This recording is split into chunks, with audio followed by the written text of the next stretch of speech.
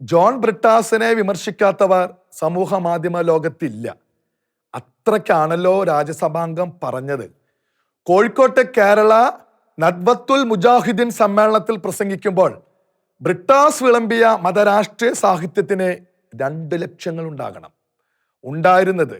ഒന്ന്, ചില മുജാഹിദീൻ നേതാക്കൾ RSSുമായി ചങ്ങാത്ത സമാനം സംഭാഷണം നടത്തുന്നതിന്റെ സാധ്യത തകർക്കുക. 2, ഇങ്ങനെയൊരു പ്രസംഗം വഴി മുസ്ലിങ്ങളിൽ കൊടിയ മതാവേശം പതയിച്ച് തനിക്കും ഇടതുപക്ഷത്തിനും പരമാവധി പിന്തുണ ഉറപ്പിക്കുക. ഇതിൽ ഏത് ലക്ഷ്യത്തെയാണ് ബ്രിട്ടാസിനെ നിയോഗിച്ച നേതാക്കളോ പാർട്ടിയോ എതിർക്കില്ല എന്ന് മാത്രമല്ല, ലക്ഷ്യം നേടാൻ അവർ ബ്രിട്ടാസിനെ നിയോഗിച്ചതാണെന്ന് തന്നെ മനസ്സിലാക്കാനും കഴിയണം. ഇല്ലെങ്കിലാണ് ജനങ്ങൾ ഭോഷന്മാരാകുന്നത്. RSSുമായി മുജാഹിദീൻ നേതാക്കൾ സംഭാഷണം നടത്തിയാൽ RSSന്റെ നിലപാട് മാറുമെന്ന് കരുതുന്നുണ്ടോ എന്ന് തുടങ്ങി നെഞ്ചിൽ കുത്തിയുള്ള ചോദ്യങ്ങളും സ്ഫോടനവും സ്തോഭവും ഉളവാക്കുന്ന പ്രഖ്യാപനങ്ങളും ബോധനങ്ങളും. ഇടതു മാധ്യമ പ്രവർത്തകൻ രാഷ്ട്രീയ പദവി കൂടി അണിഞ്ഞപ്പോൾ വീർത്തുപൊട്ടിയ ധാർഷ്ട്യവും വെറിയും എന്നേ സാധാരണ പ്രേക്ഷകനെ തോന്നിക്കാണും. പക്ഷേ വിമർശിച്ച സർവരും ഒരു കാര്യം മറന്നു: ഓരോ വിമർശനവും ബ്രിട്ടാസിനുള്ള മെഡലാണെന്ന്. എത്ര കണ്ട് വിമർശിക്കപ്പെടുന്നോ അത്ര കണ്ട് മുസ്ലിം പ്രീണനത്തിൽ വിജയിച്ചു എന്നതിൻ്റെ സാക്ഷ്യപത്രമാണെന്നത്. അതിൻ്റെ പേരിൽ ആര് ബഹളം വെച്ചാലും ബാധിക്കില്ല. അവരുടെ മനസാക്ഷി അതിലൊന്നും കൂസുന്ന ഉൽപ്പന്നമല്ല. ഇതുവഴി സ്വന്തം പാർട്ടിയിലും കൂടുതൽ സ്ഥാനവും നേട്ടവും ഉറപ്പിക്കുകയാണ് ബ്രിട്ടാസ് ചെയ്തത്. അല്ലെങ്കിൽ തന്നെ ഏത് അപരാധിയെയാണ് മാധ്യമങ്ങളോ ഇന്നാട്ടിലെ ഓർമ്മ ശക്തിയില്ലാത്ത ജനസമൂഹമോ സ്ഥിരമായി ശിക്ഷിച്ചിട്ടുള്ളത്?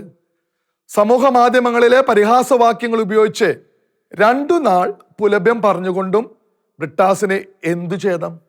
അവർ ലക്ഷ്യമിട്ടതൊക്കെ നേട്ടമാക്കി ഉറപ്പിച്ചു. പക്ഷെ എത്രയൊക്കെ കഴുകിയാലും ആളുകൾ മറന്നാലും അവശേഷിക്കുന്ന കളങ്കം ബ്രിട്ടാസിന്റെ വാക്കുകളിലുണ്ട്. 31 വർഷം മുമ്പ് ഹിന്ദു കർസേവകർ ബാബറി മസ്ജിദ് തകർത്തപ്പോൾ ഹിന്ദുത്വവാദികൾ ഒഴികെ സർവരും അതിൽ പ്രതിഷേധിച്ചു.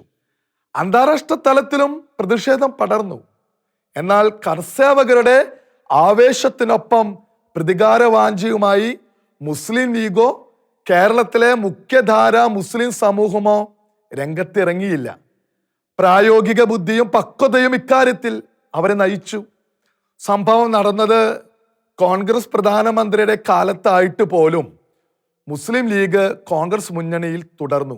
അതിനെ ഏതു പേരിൽ വിമർശിച്ചാലും ഒരു വസ്തുത അവശേഷിച്ചിരുന്നു: മതവർഗീയതയാൽ രാജ്യത്തെ നെടുകെ പിളർത്താനുള്ള മാരകശേഷിയൊന്നും ബാബറി മസ്ജിദ് സംഭവത്തിന് ഉണ്ടായില്ല.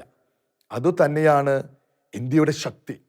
ആ ശക്തിയും ഭദ്രതയും മുൻകാല പ്രാബല്യത്തോടെ തകർക്കാനാണോ ബ്രിട്ടാസിന്റെ ശ്രമം? ബ്രിട്ടാസ് പറഞ്ഞു വെച്ചത് മുഗൾ ചക്രവർത്തി അയോധ്യയിൽ സ്ഥാപിച്ച മസ്ജിദ് ആയിരുന്നു 500 വർഷമായി ഇന്ത്യൻ മതനിരപേക്ഷതയുടെ പ്രതീകമെന്ന്. ഏത് മതനിരപേക്ഷതയുടെ പ്രതീകം?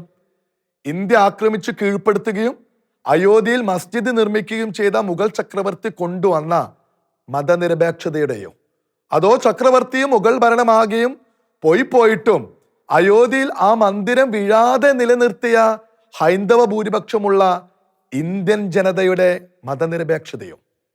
എന്തായാലും ചരിത്രത്തിലെ സംഭവം കുത്തിപ്പൊക്കി മുജാഹിദീൻ നേതാക്കളിൽ പ്രതികാരാവേശം ജനിപ്പിക്കാനും രാഷ്ട്രീയ നേട്ടമുണ്ടാക്കാനും എങ്ങനെ ശ്രമിക്കാമെന്ന് ജനങ്ങൾ കണ്ടുപിടിച്ചു.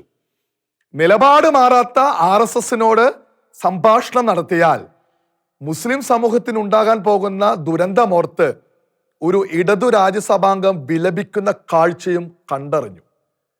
ആ കാഴ്ചയെയല്ലേ സമൂഹ മാധ്യമ ശൈലിയിൽ ഒരു 1.5 കാഴ്ച എന്ന് വിളിക്കേണ്ടത്? അതായിരുന്നോ മുസ്ലിങ്ങളെ ആകെ സംരക്ഷിക്കുന്ന ഇടതു വളർത്തച്ഛന്റെ രോദനം?